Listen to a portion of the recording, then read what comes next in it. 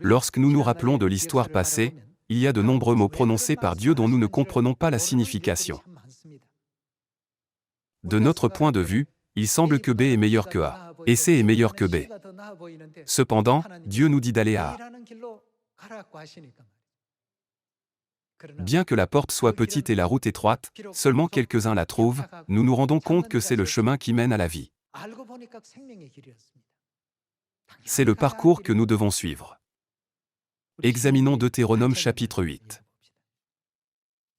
Même pendant 40 ans de voyage dans le désert, les paroles de Dieu, tu ne le comprends pas maintenant, mais tu le comprendras bientôt, se réalisent. Regardons chapitre 8, verset 1. Vous observerez et vous mettrez en pratique tous les commandements que je vous prescris aujourd'hui, afin que vous viviez, que vous multipliez, et que vous entriez en possession du pays que l'Éternel a juré de donner à vos pères. Souviens-toi de tout le chemin que l'Éternel, ton Dieu, t'a fait faire pendant ces 40 années dans le désert, afin de t'humilier et de t'éprouver, pour savoir quelles étaient les dispositions de ton cœur, et si tu garderais ou non ces commandements. Il t'a humilié, il t'a fait souffrir de la faim, et il t'a nourri de la manne, que tu ne connaissais pas, et que n'avaient pas connu tes pères, afin de t'apprendre que l'homme ne vit pas de pain seulement, mais que l'homme vit de tout ce qui sort de la bouche de l'Éternel. Ton vêtement ne s'est point usé sur toi, et ton pied ne s'est point enflé, pendant ces 40 années. Reconnais en ton cœur que l'Éternel, ton Dieu, te châtie comme un homme châtie son enfant. Tu observeras les commandements de l'Éternel, ton Dieu, pour marcher dans ses voies et pour le craindre.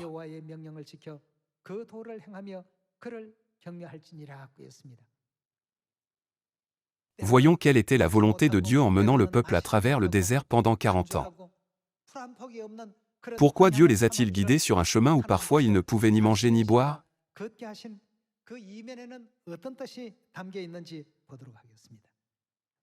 Voyons le verset 16. Qui t'a fait manger dans le désert la manne inconnue à tes pères, afin de t'humilier et de t'éprouver, pour te faire ensuite du bien.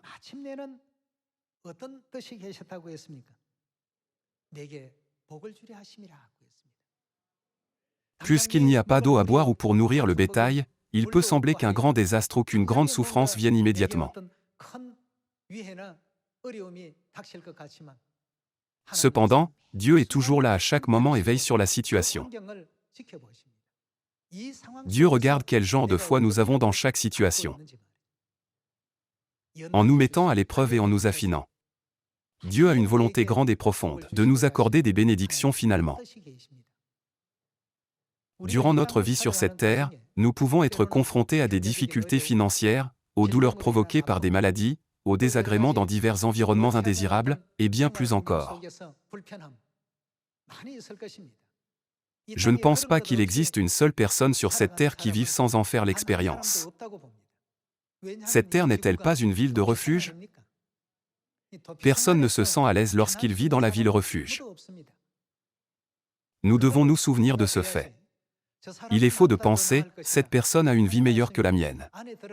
Lorsque nous nous mettons à leur place, nous découvrirons que l'autre personne a également des difficultés, de la douleur et de la souffrance.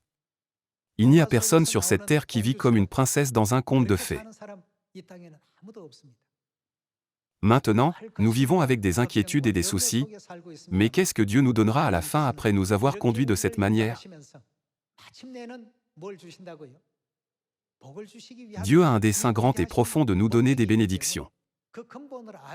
Par conséquent, nous devons comprendre sa volonté et surmonter les difficultés temporaires que nous éprouvons. Si Joseph n'était pas venu en Égypte, la nation d'Israël n'aurait pas été formée. C'était la grande providence de Dieu.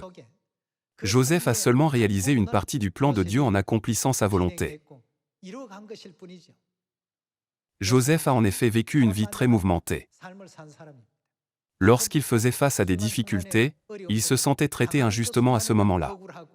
Selon lui, il se comportait bien, tandis que les autres semblaient être dans le tort. Cependant, il a finalement compris que Dieu le guidait à chaque instant. Aujourd'hui également, nous ne savons pas quel type d'événements se dérouleront devant nous.